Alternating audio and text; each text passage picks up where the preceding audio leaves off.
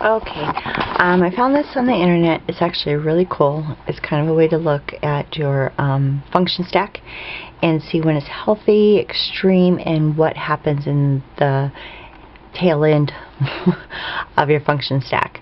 So it's a lot to read. I'll go through it quickly, and hopefully I've got a memory card that will last long enough. Okay, the first one is extroverted sensing. If you're led by this, if it's within the first two of your functions, experience as many concrete sensations as possible, solely for the experience itself.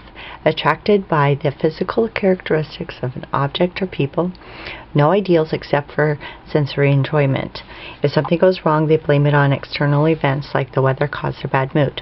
When it's getting extreme, crudely sensual, and exploit situations to increase their own physical, personal pleasure.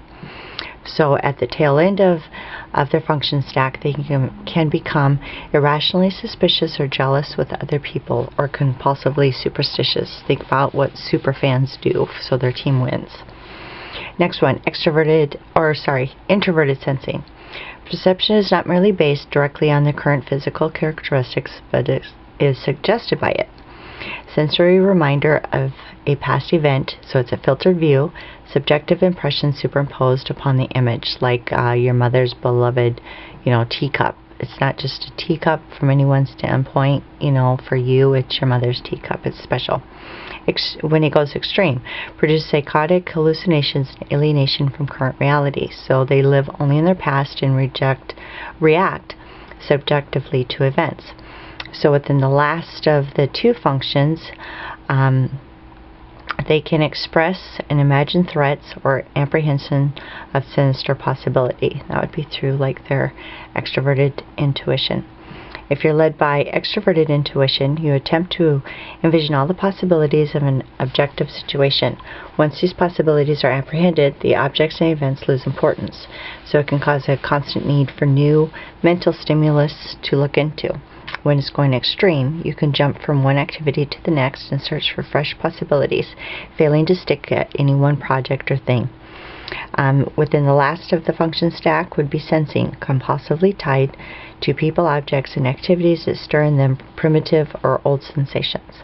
Next one would be introverted intuition. Attempts to fathom internal events by relating them to universal psychological processes. Can't explain it or plan it, only proclaim or physically do it. When it's getting extreme, the person's life becomes a quest to master it. Within the last of the function stack would be sensing, expressed in physical, primitive, instinctual ways, aggressive or ignoring physically. Okay, so if extroverted thinking is within the first of your two functions, then driven by objective evidence of the senses or collective ideas from traditions or learning. Any conclusions are directed outward to some objective product or outcome, and you expect other people to draw the same conclusions. When it's getting extreme, you can become a bit of a tyrant or hostile towards those who would threaten your formula. If the extroverted thinking is in the last of your two within your function stacks, you may burst out in various kinds of personal immorality, self-seeking, sexual misdemeanors, or fraud. Okay, next one, introverted thinking. If it's in the first two of your function stack, directed inwards to subjective ideas and personal convictions rather than outwards. Elaborate as fully as possible all of the ramifications and implications of similar ideas. If it's becoming extreme, you can become rigid or withdrawn, may confuse subjective apprehended truth with who they are. If the extrovert or introverted thinking is within the last two of your function stack, it can be bitterness or vicious counterattacks against their critics. Yeah, I've done that. Sorry about that. Next one, extroverted feeling, based on, if it's within the first two of your function stacks, based on accepted social values, adjusting responses to objective circumstances to create harmonious relationships. Try and harmonize personal feelings to general social values. If it's getting extreme, feelings may become gushy or extravagant upon momentary enthusiasm. If the extrovert thinking was within the last two of your function stacks, it erupts in infantile, obsessive ways, dreaded characteristics, aims at objects or people most loved and valued. Last one, introverted feeling. If it's in the first two of your function stack, inner intensity that is unrelated by any external object.